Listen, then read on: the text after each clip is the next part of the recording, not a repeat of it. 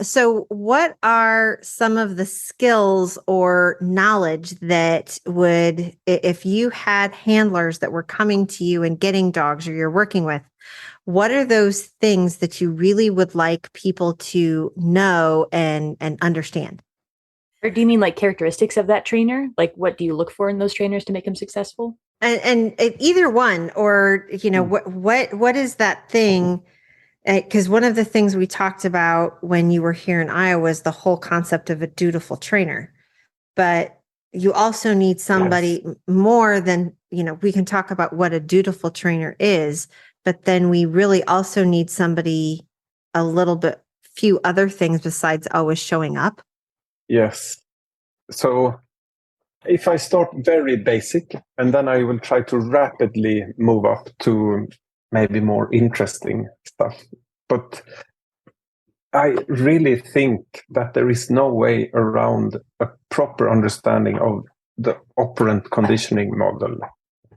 And it is boring because that is also 100 years old. It's nothing new and fancy. And it doesn't describe the whole universe in a holistic model. But it is a model that, when used, you can actually make your training more effective. So, one thing is to have a theoretic knowledge about punishment and reinforcement. And in theory, the definition of a punishment is something that increases the frequency of behavior, and the definition of a punishment is something that decreases the frequency of behavior. So that is good. But what I find is that when we bring out the dogs, everyone, including me, reinforce behaviors that we want to see less of, and we punish behaviors that we want to see more of. Not because we want to, but because... I was like, Jens, why are you doing that? Stop it. Yes. There, we were helpful for you today. We helped you on your training. Thank you. I appreciate it. Good. Glad to help. But there are so many things to pay attention to. And so, for example, today I was training the search pattern with 4 of the dogs I have. So then I am completely focused on that, getting the dog to have the same expectation to find the target. The first centimeter of the search to the last centimeter. But then I may miss other things. So I could actually see that I started cheating a bit with my start signal. Not deliberately, but because I was so focused on the search pattern. And that's not really good, because when the dog then starts searching, makes a find, and I reinforce, I'm probably reinforcing the whole chain to some extent, and I'm not in control really of which parts of it that are more or less reinforced. And well, we do these things all the time because most of us are human, and that's not a good excuse, but it's a reason for why we do it, at least. It's a good explanation. Yes. Yes, it's an explanation, not an excuse. So I think if we just first and foremost get good at identifying that all behaviors that decrease in frequency, they have been punished, whether we want it or not. And sometimes a behavior decreases in frequency because we reward it with something that isn't actually a reward to the dog, like trying to reward behaviors with food that we previously have been rewarding with a ball, maybe a punishment to a dog that is used to being rewarded with a ball every time. So if we are able to just grasp the concept of the operant conditioning model, it will make our training much more effective. So from there, then all the way to then being a dutiful or disciplined trainer. So we don't just do what we feel comfortable doing. And in detection, that means that we have to push ourselves. So, for example, in the exercises I did today, my goal is that the dog finds 50% of the targets I have placed. Because if the dog finds 10 out of 10 targets when searching a building, then I have been hiding them too easy. If the dog finds 5 out of 10, well, then I know that I am somewhere at the limit of this dog's skills right now. So then I will continue there. And then over time, so maybe tomorrow, the dog will find 7 out of 10 targets, although I am starting to place them deeper and deeper into structures, boxes, and bags. Well, then I will hide them a little bit deeper or more difficult so that we get back to finding 5 out of 10 again. And for the handler, it's more satisfying maybe to find 10 out of 10. But for the dog's development, it is better if we are at the limit of what the dog can do right now, and give the dog a chance to actually be reinforced for also picking up on these minute, very small odors and following them to indicate them. Because if we don't do that, the dog will never get better. That was an interesting concept I don't think I had picked that nuance up in some of the training, is that you might place 10 hides in a room with the understanding that the dog will probably only find 5. And is that part of what you do to measure reliability, or is that something that you use in order to determine efficiency of searching, or how hard, or the skill level that the dog has to be able to work out difficult problems? So it's just part of the progression. And my goal is to always have it like that. So when the dog is 1 year old, I aim for that. When the dog is 5 years old, I aim for that.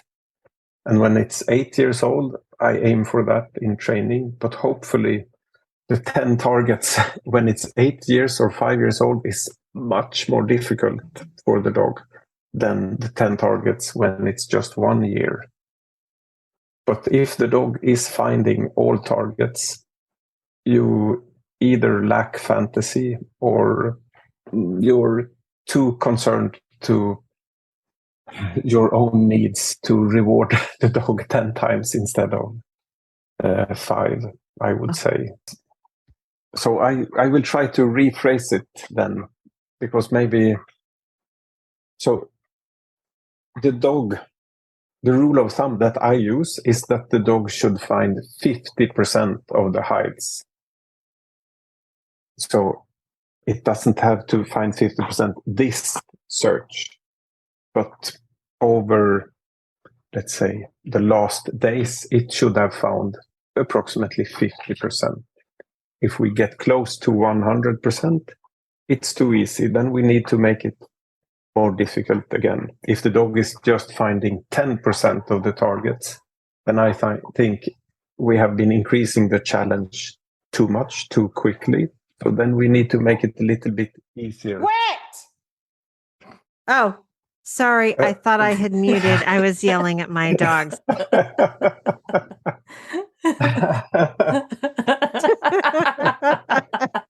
Oh my God, I'm so embarrassed. Nico is barking at my Dutchie is barking at somebody. Okay, so Good and job. I was trying really hard to be like, oh my gosh, I just had a brain cramp, because people feel like their dogs have to find everything. But okay, so pick up on whatever. In the end, it would be good if the dogs did, but operationally, they will never. I mean, any of us can hide something in a way that no dog in the world can ever find it. It's not that difficult. And the problem is that the people who want to hide things from dogs, they experiment all the time, and they are not stupid people. They may be evil, but they are not stupid. And so it's an arms race because they are really creative and motivated. So they make it more and more difficult for the dogs, and the dogs just need to adapt. And that means our training is what needs to adapt, because the dogs will not do it. But what other skills do you want your trainers to have, or handlers? If I then can go to something completely different, just Yes. to add some variation to what I'm talking about, I would say, so many of the special forces operators have no or very limited skills or experiences from training dogs, or even interest in that. But still, in a 1 year period, they can reach oftentimes what a regular police or sports dog handler cannot do in 20 or 30 years. Not always, but quite often. And I would say that the one most defining factor, or most significant factor creating that, is what you were talking about before, Robin, the dutifulness. So they are very loyal to the end goal, and they are very disciplined, and they will follow a training plan leading to the end goal, and they will not really consider whether they feel more like doing bite work today, or detection, or obedience. They will just do what is needed and be very disciplined in the large scale. But also in the smaller scale, they will, if you ask them to put the dog on a variable reinforcement schedule, many times they will have less problems doing that compared to a person that is into the dog training business because of their interest from the start. They love dogs, right? And their love of dogs. And because they are already junkies when it comes to rewarding the dog. So they get the kick out of rewarding the dog, and they respond to that by trying to get as many kicks as possible every day. While a person that is not yet a junkie or an addict when it comes to rewarding the dog would just stay with the plan and try to get the dog performing as good as possible, which requires you not to reward your dog every time. So, in short, discipline. I think that's the most important trait in a dog trainer. It's been really interesting because I have sat a lot and thought about that dutiful training in some of the talks that we had while you were here in Iowa. And Crystal and I had a very long discussion, since she comes up here, and we have to very specifically carve out time for us to train, because otherwise we get busy chatting, or we get sucked in and end up coaching students instead of training our own dogs. And so it's been really nice. We've actually started training every morning from 8 to noon. And then during a seminars, we're training from 7:30 to 9. But our requirement is that we set up problems that will benefit the students and pertain to the topic of the seminar at hand, and then the students are welcome to come and watch. They can't ask questions until we're done. And so one of the things that I've noticed is that we just came off a 3-day seminar, and I was still up outside ready to train at 8 a.m. today, which was really weird. And so that actually is something that the whole conversation we had about the dutiful trainer really, really made an impact on how I approach my own training. So I want to say thank you for that tidbit of knowledge. Yes. The My other dog's tidbit that you welcome. shared, yeah, the other tidbit you shared was good for me was when people on the internet had said, like habits are like 21 days or something, and you're like, no, it's 2 to 8 months. I was Yes. like, oh, thank you. That just felt like it let me off the hook a little. I'm like, I've been doing this 21 days, and this is not a habit. Why am I broken? Why is this still not working? And so that was something you had said too that was really impactful from not from this conversation, but from the seminar. Mm-hmm.